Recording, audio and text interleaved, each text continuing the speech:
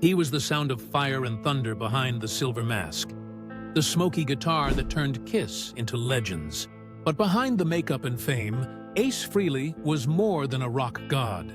He was human, fragile, and fighting silent wars no one could see. And when his final song ended inside that quiet studio, his last words weren't loud, but they broke every heart that heard them. Words filled with truth, regret, and love.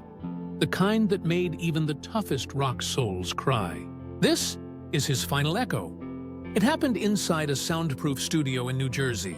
Ace Frehley, 74 years old, was recording what he hoped would be his last great album, Origins Volume 3. Those close to him had noticed the signs. He was losing focus, moving slower, forgetting things he once did instinctively. Yet, despite the warning signs, Ace refused to quit. The spaceman was determined to finish his journey the same way he started it, on his own terms, with a guitar in his hands. That afternoon, as Ace stood up from his chair after recording another take, he stumbled. He lost his balance and hit his head on the edge of a table.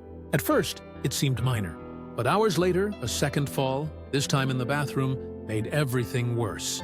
He was rushed to Morristown Hospital, where doctors confirmed a severe brain hemorrhage. Machines kept him alive, but even they couldn't bring back the lightning that had once lived in his hands. For 17 long days, Ace lay silent, his heart beating, his music waiting. And on October 16, 2025, when the monitors went quiet, the man who had once played like fire was gone. To the world, Ace Frehley was the spaceman, cool, mysterious, untouchable. But inside Kiss, he was always the outsider. He played the solos that defined an era, yet he never had control over the money, the image, or even the songs he wanted to play. From the beginning, tension ran deep between Ace, Paul Stanley, and Gene Simmons. During the recording of Psycho Circus, Ace had only one song, yet his face was everywhere. On the cover, the posters, the tour. To him, that wasn't fame. It was frustration. They wanted Kiss to be a product, he said. I wanted it to be a band. When he finally walked away, the story didn't end. The band replaced him, but kept using his iconic spaceman persona, a creation born from his imagination and love for science fiction. In 2011, Ace said, "I would never agree to let someone use my identity without changing anything. That's not respect. That's exploitation." Over the years, reunion offers came and went, but Ace refused each one that didn't grant him full control over his music. And when Kiss announced their farewell tour in 2023 without him, fans knew the final bridge had burned. But the biggest war wasn't with his bandmates. It was with himself. Ace Frehley started drinking as a teenager, and what began as fun became addiction. By the late 70s, he was using stimulants daily. One car crash nearly ended his career. He went through treatment, but insomnia and depression haunted him. Then, in 2006, his daughter Monique Frehley begged him to stop. That broke him.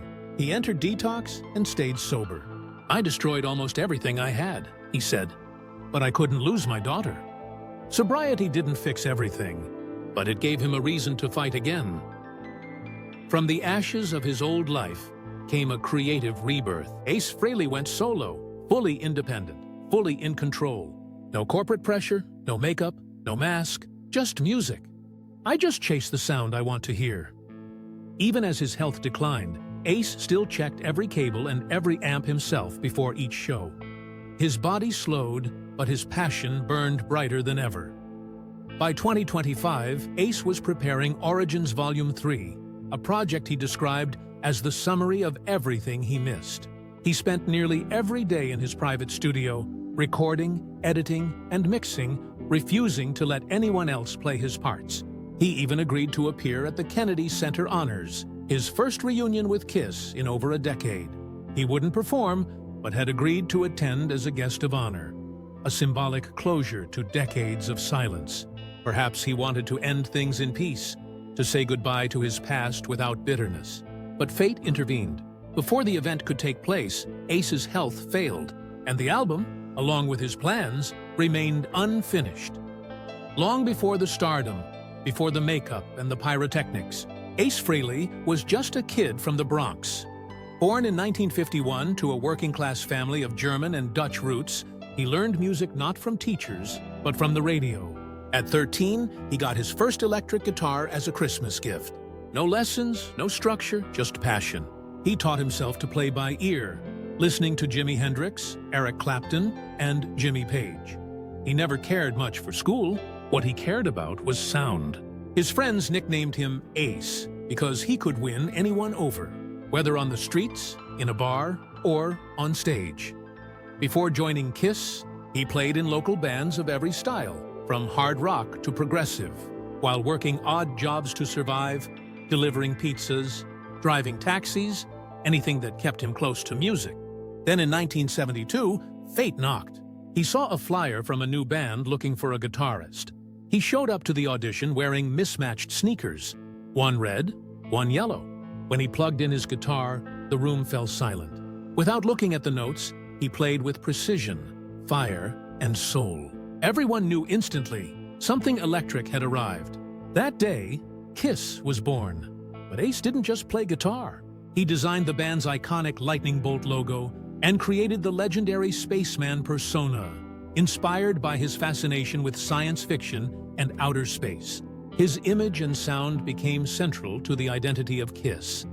The mystery, the rebellion, and the cosmic power that defined the band's rise. From a self-taught kid in the Bronx to a rock legend on the world stage, Ace Frehley had become what he always dreamed of: a star. Fame built him up, but it also broke him down. Behind the pyro and the painted faces were cracks that no one could see.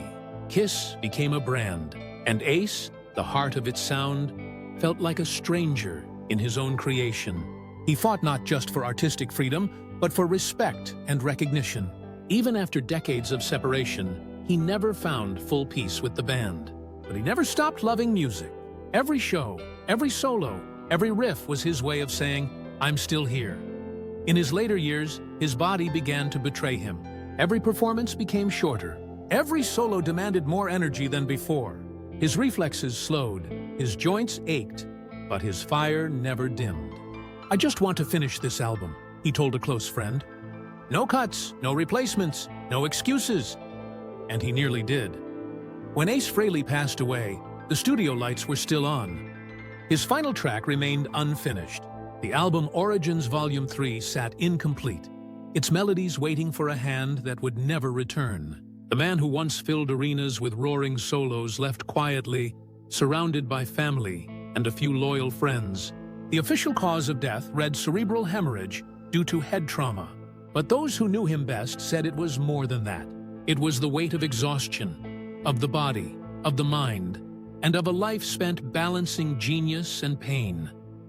That night, the studio was sealed. His instruments and recording equipment were left untouched, as if the music itself refused to say goodbye. Inside his hard drives are dozens of unreleased demos and unfinished mixes, echoes of a man who refused to fade away. Maybe that's how Ace would have wanted it. Not perfect, not polished, just real. From a Bronx kid with a cheap guitar to a legend who set the world on fire, Ace Frehley proved that rock and roll isn't just sound, it's soul. His music was rebellion, his life, redemption.